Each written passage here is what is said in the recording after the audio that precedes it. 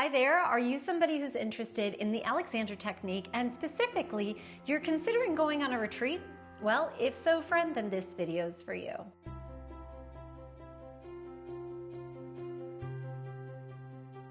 Hi there, my name is Morgan Risden and I'm the creator of Center Studio, where I teach people skills to feel more comfortable more often. And sometimes, friends, learning the Alexander technique, while it's fun in your teacher's studio, maybe in a community center or in a classroom, or even just everyday life in your home and at work, sometimes it's really fun to learn the Alexander technique in a beautiful setting, like something you'd find from a retreat. Now today I wanted to invite my friend and colleague Michael Frederick, who is sharing his background with how he came to Alexander technique and where the idea stemmed from that he began the retreats he's been doing for years. Now I had the pleasure myself of attending one of his way back when I first got certified. I think it was maybe before my last semester of training, and I went to Tuscany, Italy, where I ate, slept, talked, learned about Alexander technique for a full week, and it was such a pleasure. I just really wanted to give some insight into why students might choose a retreat for their learning, and also to learn more about what is included. What does it look like to be on a retreat? Now, of course, because it's a dialogue between myself and another Alexander technique teacher, we can't help ourselves, friend. We definitely diverge. We talk a little bit about the history of FM Alexander and also reasons why we appreciate this work so much. So do know, be forewarned that that is in this conversation. Of course, if you want more information immediately about these retreats, you can be sure to hit the link below. I've included in the comments section all the information about how to access Michael's retreats and how to get more information on those upcoming ones. All right, if you haven't already, friend, be sure to hit that subscribe button. You can also hit the notification bell, which will let you know every time I upload another video. All right, now let's get started. Welcome, Michael. I'm very glad to have you here. Recently, you and I had spoken on the phone and we got this brilliant idea that maybe we could have a conversation with one another where we talk a little bit more about your work and the kinds of retreats that you've been doing for a number of years. So I'm really glad to have you here today, and I really appreciate you taking the time. Well, I've been looking forward to this. Well, I always like to begin because I think it's interesting to hear how people introduce themselves. So instead of me talking about you, I would love if you would just share with our audience, who you are and how you typically introduce yourself. Well, it depends on who I'm talking to. You see, if I'm talking to a group of actors, which I work with a lot in Los Angeles, I'll say I'm the best trained non-actor you'll ever meet. But if I'm working with just general people, general population, I might say that I'm an Alexander technique teacher, and I trained in England back in the 1970s and trained with people who knew FM Alexander. So my whole background was going back as far as you could to the source material, which was the founder, FM Alexander. So that might be a way I describe myself. I would also talk a bit about training with Moshe Feldenkrais and the Feldenkrais method and studying with TKV Desgachar in Chennai, India. I have many hats, because what I was always interested in was the transformational, existential, spiritual search. That's what interested me. Would you say that that's one of the reasons, I always like to ask individuals sort of how they came to the Alexander technique, what brought them to this work? The way I became really interested in this work is that after I graduated from university, on the advice of the one good professor I had in university, he said, go to Minneapolis, St. Paul if you want to learn to be an actor. He said, don't go to LA or New York. 1,000 guys look like you. If you're lucky, you'll do a Coke commercial, he said to me. He said, in Minneapolis, though, you'll get really deep work, good work as an actor. And that's what I wanted. I wanted to take the next step. So I went there and I became involved with the Tyrone Guthrie Theatre. And at that time, the Tyrone Guthrie Theatre, founded by Sir Tyrone Guthrie, this renowned British theatre director and theatre builder, was probably one of the best repertory companies in North America at the time. So here I am, and I sort of push my way in, low man on the totem pole, carrying spears in Julius Caesar or playing sprites in Shakespeare's The Tempest. And, I didn't know very much. But the voice movement teacher there, a wonderful lady named Fran Bennett, an African-American woman who for some reason, liked me and took me under her wing. And I took all these classes in movement and voice. And one day I walked into her studio at the theater and she was writing away. I said, "What are you doing, Fran?" She said, "I'm writing away for books on the Alexander technique." And I said, "What's that?" And she said, "Well, it's an approach to movement where the actor learns to deal with fear and stage fright." And my 24-year-old brain went like this. Wow. Oh my God, Fran, I didn't know anything existed like that. I'm the most freaked out actor that ever exists.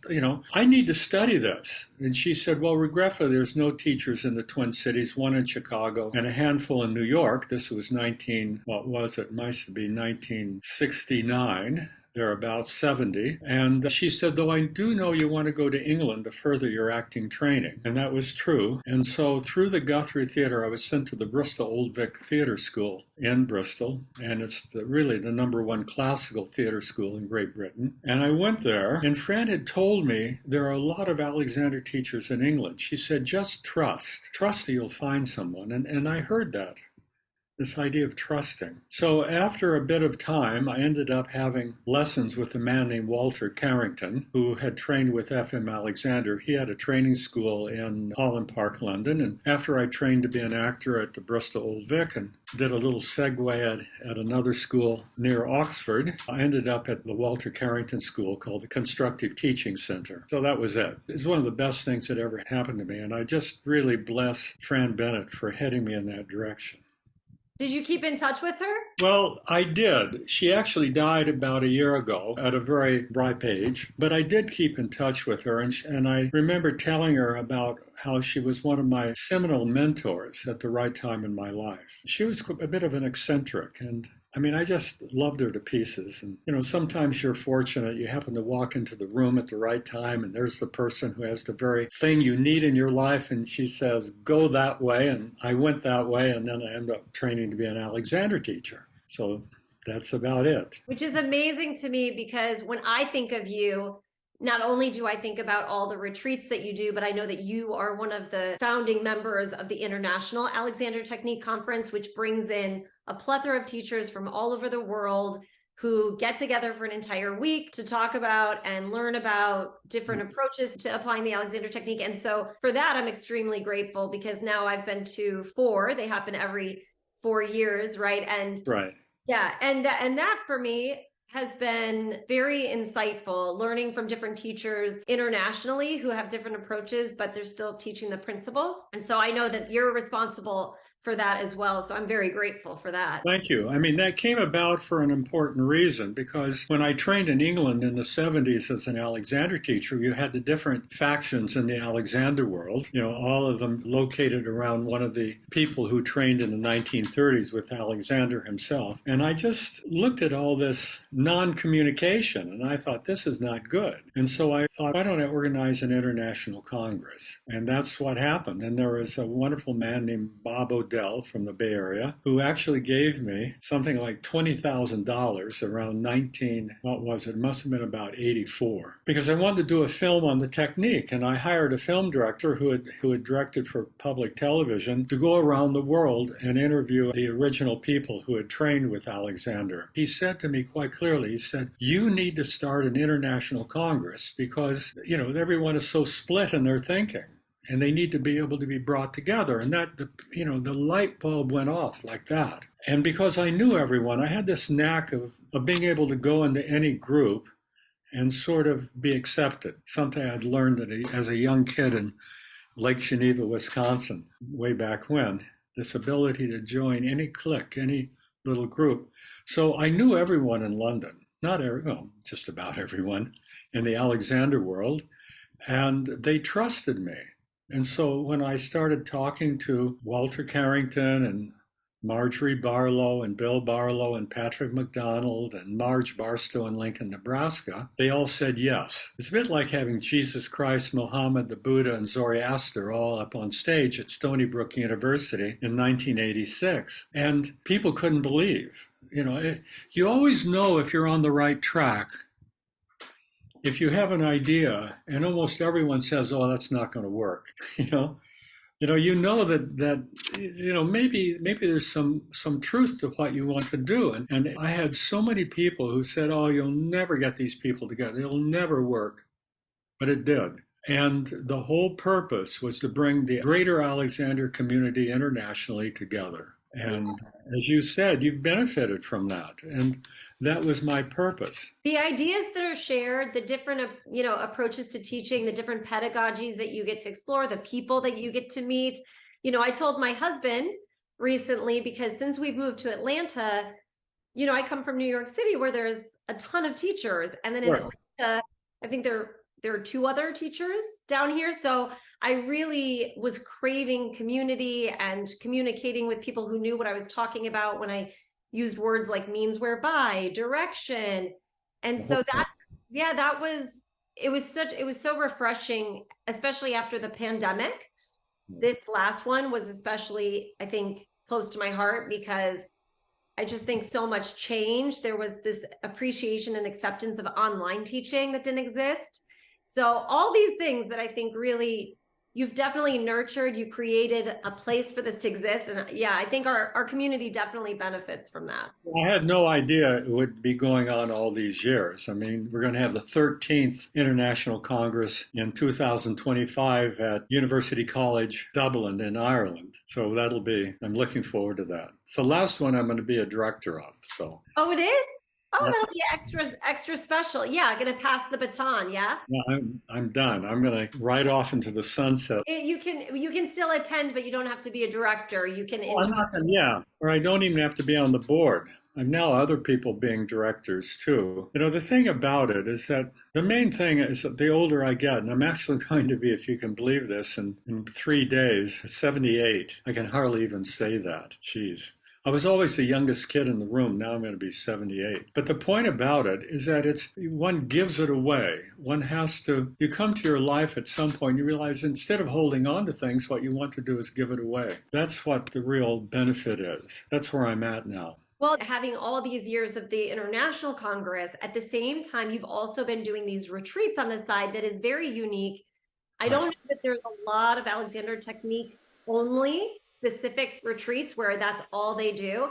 And so that's something I was really curious about talking to you about, the retreats that you do not only here nationally, but also internationally, and how they're different maybe from, say, the international congresses. Absolutely. Yeah, in 1979, I moved to where I live now, Ojai, California, which is a small community about an hour and a half north drive from Los Angeles. So it's a valley called the Ojai Valley. And my late wife, and I moved here to put our kids in school. And we moved here sight unseen. I fell in love with the place. But we had lived in England a long time. I lived in England almost a decade, just shy of a decade, the 1970s. And we had a lot of friends there in the Alexander community and in other circles. And we missed them. And so I had this idea before I left London, why don't I organize a retreat in Ojai and bring all you guys over? I was talking to all these Alexander teachers, and I said, I don't know if I can pay you anything, but I'll definitely cover your airplane fare and all your expenses, room and board and all this, if we run a course and teach people. And to a person, they all agreed. They all showed up.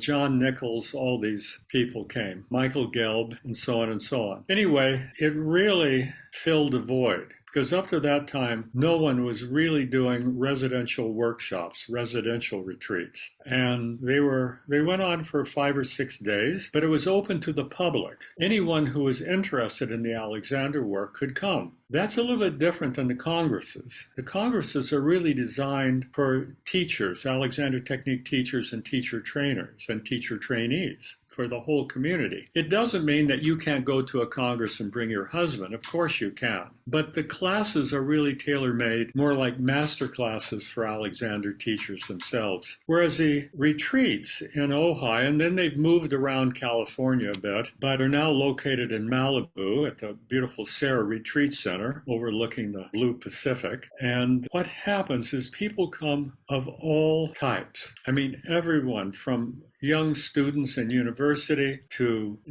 people who are Alexander teachers, to people who had never heard about it. They have a bad back and they think doing an immersion would really help them. I mean, you name it, from all over the world. And it's a lot of fun. And so that started and it's continued. We're going to have the 43rd.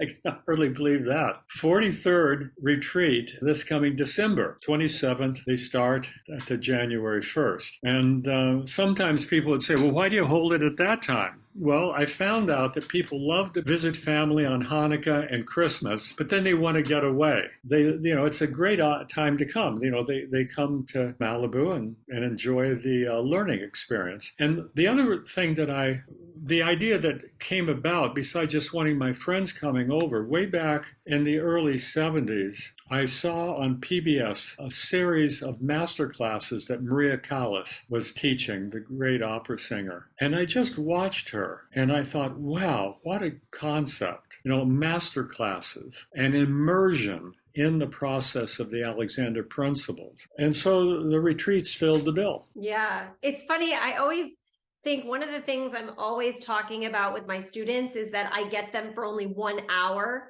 Right.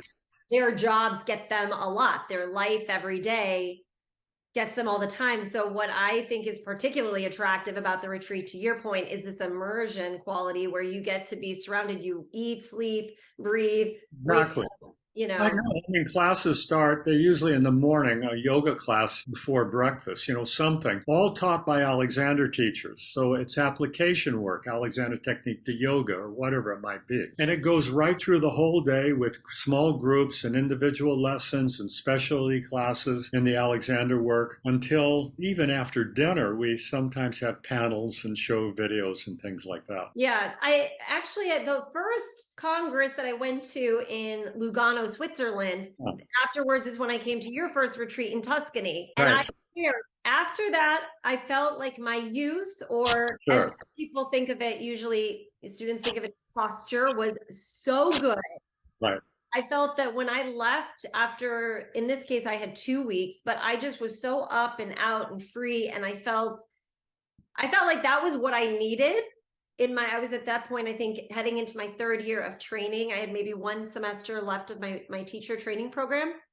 And I felt like this was what I needed. It fills that void because the way the technique originally was taught, which really no one does today, is that you would have a lesson with F.M. Alexander, and then he would decide whether he's going to give you lessons or he would suggest you have lessons with Walter Carrington or one of his other senior teachers. And the way it would go is that for the first 3 weeks, you would have a 30-minute lesson every day, sort of 5 lessons each week. And then after that 3-week period, it would go down to 3 lessons each week. Individual lessons, 30 minutes. And then after that would be 6-week segment, you would have 2 lessons each week for 3 weeks, and then once a week, and so on every other week. And so you had this huge balloon effect at the beginning that trailed away. As your experience grew, the need for daily lessons decreased. So that's how it would work. But really no one does that. People don't have the time, they don't have the money. And so I found that doing these residential retreats was something that really allowed that immersion to be there. So it was sort of shifting with the times, you see. And you mentioned Tuscany. I just want to bring that in because we do it twice a year. We do one in Malibu, and now we do one in Tuscany, Italy. And I have it in my mind. I think I'm also going to check out Greece. I have a yearning to go to Greece. I would definitely be interested in the Greece one. My husband is Greek, actually. Oh, well, there we go. You see, I didn't even know that. It's funny, though, because I do remember we had an amazing chef who was there at the villa. And every time I ate the food, because they had like a gardener who picked the food fresh that day. She'd make the homemade jams, So anytime I talked to my husband, he said, I thought this was an Alexander retreat. Why do you keep talking to me about the food? But I was like, the food is so good. And we, at the meal times, there was a lot of conversation around Alexander technique and applying it when you're eating. So it wasn't separated. But that food, my friend, I remember that lady quite clearly. She was truly a master chef. And you had organic wine. The food was grown locally. It was just very good. But that's what I like. I mean, to me, a retreat has a balance between learning and also just the aesthetic of being in a beautiful place with high quality food and so on. So you bring it all together and it creates a great atmosphere for learning. Yeah. because you feel good. Because, learning really, it doesn't mean learning isn't work. It can be hard work, but there needs to be a sense of joy and play around it. When you Yeah. think how much you and I learned, as a little girl and a little boy, I mean, we learned a huge amount in those first, 5, 6 years of our life. And most of it was through trial and error and playing, Yeah. and then, kindergarten was pretty good. Second grade, okay. Third grade, it started to wobble a little bit because then you were really judged. You had tests. I remember that clearly. The problem with our educational system, it's very much top down. Whether it's high school or university, it's all retention of information. You regurgitate it on the test, and then you're judged by whether you can do a good job at that, and you get a grade. Some people are good at passing tests. They don't necessarily know the information at all. They can just pass the test. And I knew that wasn't right.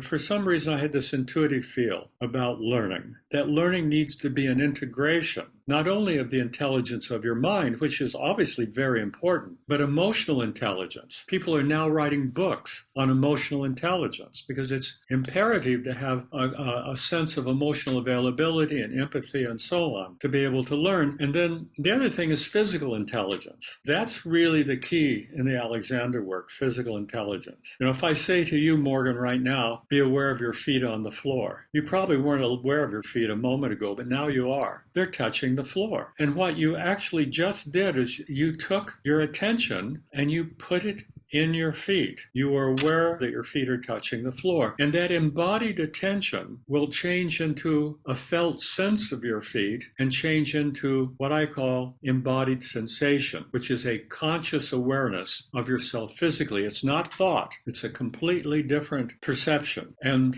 I mean, this raising kids, what I'm talking about. When your kids were really little, I'm talking about newborn, and their eyes are focusing and they're seeing. All they're doing is seeing. They don't have a computer readout about the flower, that this is a rose and I love red roses. They have no opinion except seeing. Well, you can have that quality with that sensation, that embodied attention. It's just there. It's not a like or dislike. It's not a thought, judgment, or assessment. And this is where the Alexander technique comes in. With the directions in the Alexander technique, we talk about neck to be free, because when we have a fear reaction, we retract. Neck to be free, to allow our head to release forward enough, because when we retract, we pull back and down. And then what we want to do is an upward release throughout our whole body. Even though the Alexander training doesn't necessarily talk about awakening sense perception, but that's what happens. When you have a great lesson and you feel more alive, you feel that sense of up. Oh, I feel so up today. My posture's better. You have embodied your attention in your physical intelligence. So the Alexander technique is an amazing system of psychophysical emotional intelligence. It's a way of learning. And these workshops, these retreats are so much fun because we're all working on the same page. Yeah. Focusing on that. I'm sorry if I digressed on what the technique is. I know you know all this, but I thought I would go at it from a slightly different angle of your feet. You see. I know, and first of all, I love Divergence, so that's totally welcome. And also it's fun to hear how other people describe and explain and explore. And I find value in other people's teaching just as much as my own, right? So even if you and I are teaching the same thing, to hear you talk about it in your words is very helpful and beneficial to me. And it's, you really hit on something. My oldest daughter is in third grade now, and she says things like, quote, "School is very stressful right now. I feel overwhelmed." I didn't think that when I was 8. I didn't even know what the word overwhelm was. Times have changed. Yeah. But I see her, and even my younger daughter who's now in kindergarten, and I talk to them about, I never say things like stand up straight. I don't push and pull them, but I do sometimes walk by them and I whisper, "Remember, you have a body." That's all I say is I just like, you've got, so as they're concentrating on, my youngest one is working on her letters, she'll just kind of relax a little, just letting them know, like, you're Right. holding, and when I say that, they do remember it. It's just that they get so concentrated in what they're doing. And I think the fact that in these retreats, and honestly, Michael, just in the way that you approach learning this work, I think you encourage and promote a lot of play, which I personally really appreciate. That's also my approach. I tell people, if you don't have a sense of humor about this work, it's not going to be as much fun. Because if you say to yourself, oh, I caught my shoulders up to my ears 500 times today, why can't I get it right?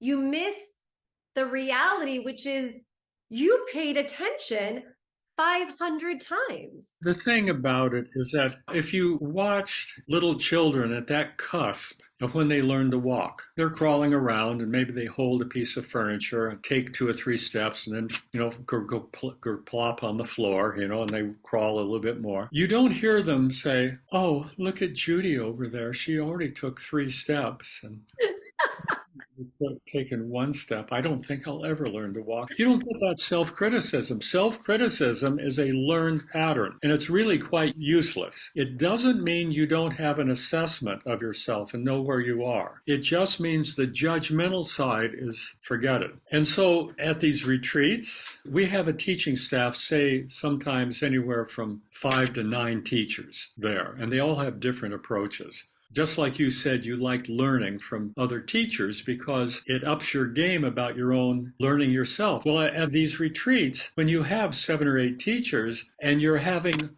hands-on work from all of them every day, you pretty well start to sort out the difference between teaching style and the principles that make up the Alexander technique and what those core principles are. Observation, being able to stop, we call it inhibition, redirection, not end gaining, not just pushing for an end result. All these jargon words say something about use affects function. That is the key concept. If use did not affect function, there'd be no Alexander technique, you see. But, if a violin is out of tune, no matter how skilled you are as a player, the music will still be out of tune. So you have to learn how to fine-tune this whole instrument. And the best way to learn is in a way that's non-judgmental, especially self-judgment, where there's exploration from different angles on the same topic, where you're basically swimming in it. Another word for immersion. You're swimming in it for the 5 or 6 days. And then the other key thing is that in these retreats, I've discovered what I call the importance of leisure time. Leisure time, that means time when you don't have to do a thing, when you can just go for a walk by the beach, or you can go, if you're in Tuscany, out through the fruit groves or the olive groves, you see. A time to really not try to activate your brain. That's really important. In these retreats, you're never required to do anything. We have a schedule, but if you are sort of filled up to here, you can skip a class. So you're not going to lose out because we keep coming back to the same information from different viewpoints. Leisure time, it's really the missing ingredient in our educational world today. Yeah. I talk a lot to my kids about that, about the fact that when we sleep or when we rest, that's when we're learning and growing, and I really encourage boredom. I don't always like to call it boredom because I think there's an association, even as young as my kids, they think of, bored as a thing to not want. I encourage time when it's not scheduled, it's not structured, just to be and to look and see and hear and play and explore. And I think, those retreats that you do, not only is it conducive for that, but it really encourages individuals to step into that. Because I think some people are uncomfortable being bored. They don't like stillness. They don't like to quiet down. They need distraction. But I think that the environment you set up calms people's nervous system down enough that it's enjoyable in a new way that potentially students have never experienced. You're absolutely right on. Sometimes people actually get a little scared when they're not occupied all the time because on a gut level, maybe they realize they don't know. But the thing about not knowing, that's really the first step in learning anything. This idea of what we call beginner's mind. You have to be able to have this sense of an empty vessel. If you have a glass full of water, it's usually, you can't pour anything in it. You can drink the water, but the function of a glass is no longer there because it's full. You can't pour. You have to learn to consciously, metaphorically empty the glass within oneself, to let go. And when that happens, nature abhors a vacuum. You see, so when that happens, new things come in. This goes back to what I was saying at the very beginning of talking with you, that at the place I am in my life, it's a matter of letting go, you see, and seeing how many things I've held on to. It's not easy to let go because when you fundamentally let go, what you're doing is letting go of what you think you are. Yeah. You see, that's really threatening to people. But in the Alexander technique, this is what it's all about. We learn to let go of old habits. Old habits that cause us to slump or to stiffen, same thing, just a different side of the coin. Letting go of trying to be right and just learning to be curious. Of course, it's okay to be right. I'm not saying that's not important, but you don't have it as the end result. What you're doing is you're always upgrading in the moment, upgrading. And that's what I love. I mean, the Alexander technique is such a wonderful learning method. And I'm always astounded that, the founder, F.M. Alexander, was from Tasmania. Then he moved to Sydney and Melbourne, a young actor. And through his need to improve his acting and to improve his voice, the Alexander technique came about. But you have to keep in mind the times he was living in. I mean, I think he was born like 1869 or something like that. He grew up in a time when there were no automobiles, no airplanes, no phones, no electricity. I mean, all the things that were invented in the late 1800s into the 1900s were things that he started experiencing as he became a young man. So when your mind isn't filled all the time, that's the problem with the computer age. You're consciously being stimulated. Then you have this time to reflect. And that's what Alexander had the ability to do. He reflected on what was wrong with the way he was speaking and how he was interfering, his habits of interference. And then he learned how to let go of the patterns of fear that he had, the stage fright he had. And, he learned to get his voice back. And that's what we learn. It's always funny to me because I'll tell people that I don't think Alexander technique could be born now. That's right. I would agree. I don't think people would have the patience I just think there's too much stimuli and expectation to show up. And in his day and age, to your point, he had that time to explore and play, and he didn't have Google to tell him what 3 exercises to do, That's exactly right. And he didn't have the advertisement on television that if you are in ill health, take this pill. Yeah. No, you're correct. I have those same thoughts. And from an acting viewpoint, he would have been mic'd. They would have mic'd him up to, he wouldn't have had to have a voice that could project. All of this stuff. I mean, it's a fascinating topic, what we're on. I mean, it's not appropriate maybe for this interview. We could do it another time. But this idea of the time frame that he came from. Konstantin Stanislavski, the great Russian theater director, actor, and acting teacher, was born about 6 years before F.M. Alexander. And so what you had was 2 men interested in the performing arts who, through the 1870s, 80s, and 90s developed their system. That moment in time, I use a French word, la belle époque. It means that golden moment of time when so much was created. Yeah. It goes from about 1874 till the onset of World War I, 1914. When everything that you and I deal with is here, the lights, the electricity, the phone, radio. Go on. You can go to anything. You can go into the musical world and find great composers and literature. It's all there. And Alexander was a part of that. So anyway, that interests me. No, for sure. And I love it because you're right. Maybe that's a part 2 interview. Another time. You can edit it out. Because I do have so many thoughts about that. And I think, and the history interests me a lot. And also, I think, I do think that would be really interesting. I'm curious just to go back about the students who attend, because I know you said anybody can attend these retreats. The individual who's never had any experience, who's never had a lesson, maybe they've picked up a book or they just were told about this thing from their friend. What do you think they could expect to walk away from a retreat having learned?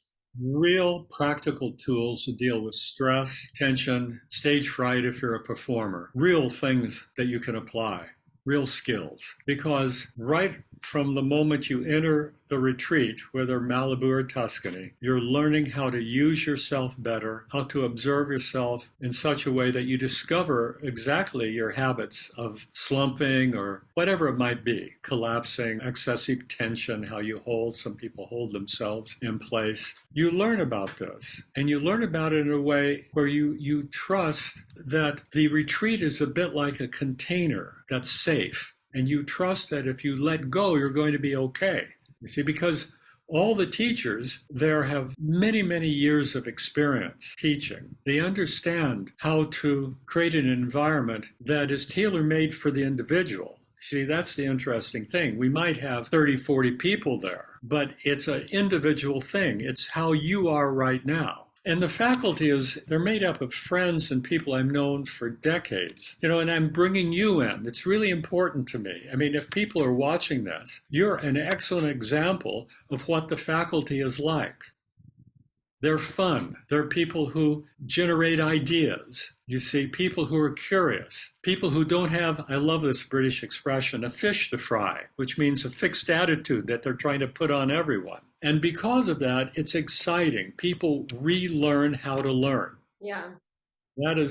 That's really important, this concept of learning how to learn. When I first heard that phrase, it really stopped me in my tracks, learning how to learn. No one ever had told me through elementary school, high school, universities, all the way through, that there's a process that you can learn how to learn to be more effective in your learning. And that's what you learn at these workshops, is how to explore, how to enjoy the art of learning, might be a way of putting it. Yeah, I'm just thinking to myself, where were you when I was taking the SATs? I was the student who was always taking like the pre-SATs. I had the tutor. And for whatever reason, even though I knew the answer, I'd look at the clock. I'd probably stop breathing. I'd get so stressed that the reality of the answer was no longer even possible. I couldn't find it because my cognitive brain had no room. Right, because you were distracted too, because you're looking at time, at the clock. Right, and the technique would help you in those moments, but of course we didn't have it. Yeah. The type of people who come are ordinary people. That's the key thing. You don't have to be an actor, you don't have to be a violinist. You can just be someone who works in an office at a computer, and you have to sit there all day, and you notice your back aching later at night. The technique is fundamentally dead practical. And so people walk away with practical skills. The thing that happened to me too is I'm dyslexic, you see, and I'm always reversing things in my writing, even in typing now. We all bring to any learning situation who we are. And when I grew up, no one knew about dyslexia. I was born 44, so, started kindergarten maybe 49, something like that, 50. It was a non-concept. Today, though, people can get help. But the thing about it is that I had to struggle with that way my mind worked. And I never felt, like I was the sharpest person in class. One, the women were always ahead of me, and that was the way it was. And then I sort of resigned myself to that fact. But my father was principal of all the elementary schools I ever went to. So when I must have been 6th grade, I remember asking my father, I said, "Dad, what's my IQ?" I asked him because he knew all this. I'd done all the tests. He just gave me that look and he said, "Well, Mike," he called me Mike back then, it's high enough. That's all he said to me. He wouldn't tell me. And so, but what that gave me when he said, I love my father and he was really a good dad. And the thing is that I thought, well, maybe I am smart enough. Maybe my mind just works differently. Yeah. The technique has helped me so much around that. I had a teacher once, it must have been 4th grade or 5th grade. I had figured out a very elaborate way. You talked about looking at a clock, and this reminded me of looking at a clock and knowing how to do all sorts of mathematics by simply looking at the numbers, because I have a skill of visually moving things around. I can do that. And I remember the teacher catching me and saying, "Michael, now stop looking at the clock. You need to do your math by looking at the paper." Instead of encouraging me, because I had discovered this amazing way of not only adding and subtracting and multiplication, but other levels of math in there, so a lot of times we get dampened down because everyone The brain works differently. Learning is different. The thing I love about these retreats is that people come with their differences and they are respected. Yeah. We don't try to make everyone the same. What we wish to do is wherever you are to upgrade where you are, to make your learning more efficient, more fun, more whole. And that's comes back to the founding concept of psychophysical re-education, what Alexander called his work. I asked someone about, did Alexander call his work Alexander Technique? And the answer basically was no. At the end of his life, there might have been a few people using that phrase, but for the most part, F.M. Alexander used the phrase psychophysical re-education, or the work, with a capital W. Now you might ask, well, where's emotion? Well, it was there implicitly, because you can't separate it. It's the intellectual center, the emotional center, and the physical center all coming together. And that is fascinating to me. I mean, I still get excited thinking about psychophysical emotional education because it's a birthright. It's the way Morgan was as a little girl and Mike was as a little boy. Yeah. We were there. Now you can say, well, but your intellectual center isn't fully developed. Well, come on, don't split hairs on this. You were bright as a little girl and there in your feeling center. And my God, we were so physical. Yeah. It was all happening, but then it went off the rail a bit in the way the system of learning is. The Alexander Technique is a way of bringing us back so that we reintegrate, we become re-in touch with this natural way of learning. Yeah, it reminds me, every time I have a new student, I always pause midway through and I kind of scratch my head and then I tell the truth and I say to my student, I'm pausing and smiling because I always think to myself, how am I going to teach this person, Michael, the Alexander Technique? Because I don't know you. So I don't know yet how you learn in the best way. So it's which is what honestly makes this work so much fun for me, is that everybody's different. I learn from all my students as much as they learn from me, just different things, and I think that being able to be around a lot of people at one time, gaining knowledge from different teachers who have a huge background of knowledge, I think it's just wonderful. I'm so glad that you have these opportunities available so that you can, I can recommend them to students and people can go. And yeah, hopefully I'll be able to help you in the future with one of these. That would be such a treat. No, that's in the works. So to me, it's a fait accompli. So no hoping, it's already going to happen. I do want to make sure that as we wrap up, that people know where to find you, where people know how to find out about the retreats. I know I'm going to include in the comment section of this video links for people, but maybe you can share those right now with folks too. Right. The best website to go to is alexandertechniqueretreats.com with an S, alexandertechniqueretreats.com. And it'll flip into Alexander Technique workshops, but it all links back in. So that's the best way. People can also just email me, Michael Frederick 123@gmail. Right. And, I even give you my phone number because it's all over the internet. It's 310 area code 880-7700. And I'm really happy to talk to people. You see, you won't get a hard sell. What you'll get is, I'll be interested in why you even called, because you have to take the first step. When you take the first step, then there's more of an openness to learning. It's so funny. I guess we must be cut from the same cloth, right? Because I say that on my website too. I say I like old-fashioned phone calls because I want to know who's on my website. Why are you there? What brought you here? How did you find out? That's really interesting. And I know I can help people, as I'm sure the retreat can help people, but really finding out about what's going on for people is the fun part. Well, right? It is, and that's why I like phone calls too, because you're interacting with the person. We're doing a Zoom call with them, and a lot of times people get hold of me and they're interested. I'll say, well, let's do a Zoom call, and then we're here like we are now. Yeah. Well, so there's real advantages to technology too. You see, yeah, so. I know. There are definitely pros and cons. That'll be our third interview. Okay. Pros and cons of all the technology. Third interview, what I'd be really interested with you would be Alexander Technique from an existential transformative viewpoint. I like that. Yeah, I like that. I thought you would. Yeah, So there's gonna be like a 4 or 5. There'll be chapters. I'll have to have we'll do chapters. that. And then guess what? We'll transcribe everything, put together a book. Oh, don't get me started. I have so many ideas. You're just I adding do to too. it.